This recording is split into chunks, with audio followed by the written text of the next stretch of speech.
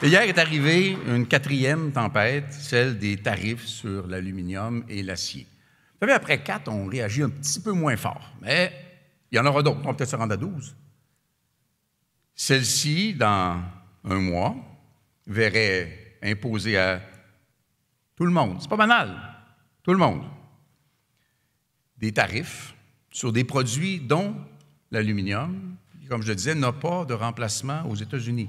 Puis, entre Washington et une game de football dans son avion, là, M. Trump n'est pas capable de mettre en place ce que ça prendra pour ouvrir une aluminerie avant la fin de son mandat aux États-Unis, surtout pas avec un coût énergétique comparable à ce qui se pratique au Québec.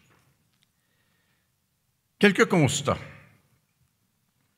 Je ne sais pas si le président des États-Unis est imprévisible, ce qui est en l'essence une contradiction, mais personne n'a encore vraiment réussi à le lire.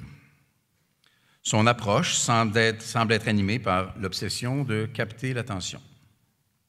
Il doit livrer des apparences de résultats, j'insiste, des apparences de résultats sur les thèmes de sa propre élection, les migrants et la frontière, la drogue et le fentanyl et le commerce. S'il ne s'agissait que d'une gestion ordonnée des frontières, que d'ailleurs le Bloc demande depuis combien d'années, pas de problème. S'il ne s'agissait que de lutter contre la fabrication et le commerce de la drogue, on doit en effet collaborer.